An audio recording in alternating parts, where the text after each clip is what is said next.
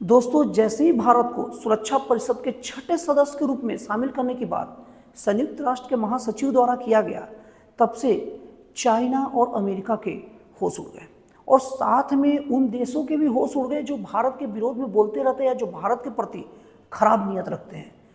और दोस्तों, आपको एक बात और बता दूं कि जैसे ही भारत सुरक्षा परिषद के छठे सदस्य के रूप में शामिल हो जाएगा, वैसे ही भारत के पास वीटो पावर भी आ जाएगा।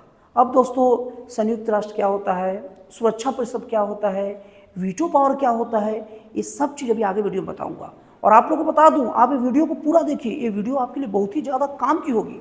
अगर आप कॉम्पिटिटिव एग्जाम की तैयारी करते तो बहुत अच्छा आपके लिए वीडियो होगा, और अगर आप कॉम्पिटिटिव एग्जाम की तैयारी नहीं करते, एक सामान्य अपना काम धाम करते हैं, तो भी ये जानकारी आपके लिए बहुत अच्छा लगेगा आपको, और आपको ये जानकारी होना चाहिए। तो दोस्तों, सबसे पहले संयुक्त राष्ट्र की बात कर लेते हैं। देखो, सबसे पहले देखा जाए तो हमारे देश में राज्यों का नियंत्रण के लिए मुख्यमंत्री होते हैं जो पूरा राज्य का देखरेख करते हैं। देश के देखरेख के लिए प्रधानमंत्री जी होते हैं जिसको केंद्र सरकार कहते हैं। उसी तरीके से पूरे वर्ल्ड को देखरेख के लिए जो संस्था है उसको संयुक्त राष्ट्र कहते हैं। मतलब वैसे तो संयुक्त राष्ट्र को वर्ल्ड की सरकार नहीं कहते हैं, लेकिन सरकार की तरह ही समझ लीजिए। और संभवतः वर्ल्ड की सरकार इसलिए विद्वानों द्वारा नहीं कहा जाता है क्योंकि सरकार के लिए चुनाव जरूरी है, और वर्ल्ड की जो सरकार जिसको मैं कह रहा हूँ संयुक्त राष्ट्र, वो चुनाव तो होता नहीं है। और जब चुनाव होता नहीं तो फिर सरकार कैसा। लेकिन ये पूरे वर्ल्ड के देशों द्वारा मिलकर बनाया गया एक संगठन तो है। तो दोस्तों, वो संयुक्त राष्ट्र आप समझ गए, पूरे वर्ल्ड के देशों के द्वारा बनाया गया संगठन जिसमें पूरे देश शामिल होते हैं और अलग अलग देशों में क्या किया जाएगा इसका फैसला होता है।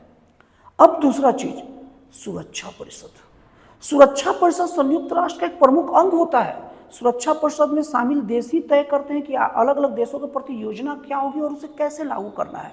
और सुरक्षा परिषद के सदस्य ना दो प्रकार के होते हैं, एक अस्थायी सदस्य और एक स्थायी सदस्य। अब जो अस्थायी सदस्य होते हैं वो 2 साल के लिए चुने जाते हैं और उनकी संख्या होती है 10। मतलब अस्थायी सदस्य 10 होते हैं जो केवल 2 साल के लिए चुने जाते हैं और हर 2 साल में वो बदलते रहते हैं। और अब असली जो 5 सदस्य स्थायी होते हैं वो सुरक्षा परिषद के स्थायी सदस्य कहे जाते हैं। अगर कोई डिसीजन लिया जाए और ये 5 में से एक विदेश कह दिया नहीं का मतलब नहीं होता है, कोई डिसीजन पास नहीं होगा। अब सोच लीजिए देशों के पास कितनी शक्ति है। अब संयुक्त राष्ट्र के महासचिव ने भारत को इसके बारे में वो कहा है भारत के बारे में कि ये सबसे शक्तिशाली आगे का दावेदार है और जो स्थायी सदस्यों की संख्या का विस्तार करके 5,000 पर 6 किया जाए। अगर ये शामिल हो गया तो सोचिए भारत के पास आ जाएगा वीटो पावर, और वीटो पावर का मतलब बड़े बड़े डिसीजन भारत रोक सकता है। और इससे भारत का पूरे वर्ल्ड में प्रभाव क्या होगा वो अब हम लोग को समझने में ज़्यादा समय नहीं लगेगा। और दूसरे तरीके से जो संयुक्त राष्ट्र की एक तरह से मजबूरी भी कहा जाए कि भारत को सुरक्षा परिषद में शामिल करना पड़ेगा। रीजन आपको बता रहा हूँ। सबसे पहली बात, भारत ये 10 सालों में बहुत ज़्यादा ताकतवर हुआ है, आर्थिक दृष्टि से भी और अलग अलग दृष्टिकोण से भी, राजनीतिक दृष्टिकोण से भी, हर तरीके से ये बहुत ताकतवर हो गया है। और भारत की जनसंख्या 140 करोड़ है, मतलब एक बहुत बड़ी जनसंख्या का प्रतिनिधित्व भी करता है। तो संयुक्त राष्ट्र को इस बात का डर है कि अगर भारत को नहीं शामिल किया गया तो भारत एक अलग अपना संघ बना लेगा, और जाहिर सी बात है संघ बनेगा तो भारत ही उसका प्रमुख होगा।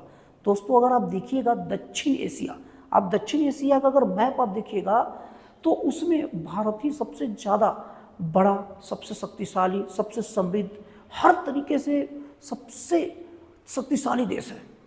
और ये सब देश डायरेक्टली इनडायरेक्टली अपना नेता दक्षिण एशिया के देश भारत को ही अपना नेता मानते हैं। और आपको बता दूं कि भले पाकिस्तान भारत का विरोधी है, लेकिन पाकिस्तान भी दबे शब्दों में भारत को अपना नेता मानता ही है। तो अगर भारत खुद का कोई संघ बना लिया, कुछ यूनियन बना दिया, तो फिर संयुक्त राष्ट्र की महत्ता कम हो जाएगी और भारत के पास जो दूसरे देशों के साथ जो मिल के जो डिसीजन लेने की क्षमता है और मेल जोल की जो क्षमता है बहुत तगड़ा है। भारत देशों से अक्सर घुल मिल जाता है और अपने पक्ष में फैसला करवाते रहता है। तो दोस्तों, इस तरीके से भारत को संयुक्त राष्ट्र में शामिल करना संयुक्त राष्ट्र की खुद एक मजबूरी है। अब अगर ऐसा हुआ तो भारत की स्थिति वाकई में सराहनीय हो जाएगी। अब दोस्तों, संयुक्त राष्ट्र सुरक्षा परिषद में आपको कुछ अलग बात भी बता दूं। संयुक्त राष्ट्र सुरक्षा परिषद के 5 देश में 2 देशों की थोड़ा विचित्र बात बता दूं। सबसे पहली बात, अमेरिका 1945 में बोल दिया था कि अगर मेरे को संयुक्त राष्ट्र सुरक्षा परिषद का परमानेंट मतलब स्थायी सदस्य नहीं बनाओगे तो मैं शामिल नहीं होगा, मतलब प्रेशराइज करके बना। और चाइना जो देश है ना, उसका प्रस्ताव मुख्य रूप से भारत द्वारा दिया गया था। और इसमें कहा भी जाता है कि अगर कोई आपके प्रति खराब भावना रखता हो तो आप उसको कितना भी अच्छा से उसको घी भी पिलाइएगा ना, तो अंत में आपके लिए खराब ही सोचेगा। तो चाइना का वो हाल अभी है। और सुरक्षा परिषद के सदस्य बनाए जाने में रोड़े अटकाएंगे देश। उसमें से 2 देश का नाम सामने आता है, एक चाइना, एक अमेरिका। अब अमेरिका है, अमेरिका का भी भारत के साथ जो घनिष्ठता बढ़ रहा है, इसलिए अमेरिका तो साथ आगे बढ़ेगा। और दूसरी जो सबसे बड़ा रोड़ा चाइना है, वो रोड़ा का भी इलाज हो रहा है, क्योंकि भारत का रूस के साथ बहुत गहरा संबंध है और रूस भारत को बहुत पसंद करता है। अगर भारत का कोई शक्तिशाली देशों में सबसे अच्छा साथी, बड़े भाई की तरह एक शुभचिंतक कोई देश है तो वो रसिया है, ये जान लीजिए। और रसिया के साथ चाइना की घनिष्ठता बहुत तगड़ी बढ़ रही है। चाइना और रसिया एक दूसरे में बहुत अच्छा मतलब मेल जोल रखते हैं, और मेल जोल ऐसा है कि चाइना को ज़्यादा रसिया की जरूरत पड़ती है और चाइना जल्दी रसिया की बात नहीं टालता। तो रसिया चाइना को अपने फेवर में ले लेगा, उसमें टाइम नहीं लगेगा। इस तरीके से भारत का रास्ता पूरा साफ दिख रहा है। तो दोस्तों, आपको ये जानकारी कैसे लगी? आपको सुरक्षा परिषद समझ में आ गया, वीटो पावर समझ में आ गया, संयुक्त राष्ट्र समझ में आ गया। तो दोस्तों, आपको ये जानकारी अच्छा खराब जैसा भी लगा मुझे कमेंट करके बताने का कष्ट कीजिएगा। और फिर मिलते हैं अगले वीडियो में एक नए, एक जन कल्याणकारी और राष्ट्रवाद से प्रेरित नए विचारों के साथ।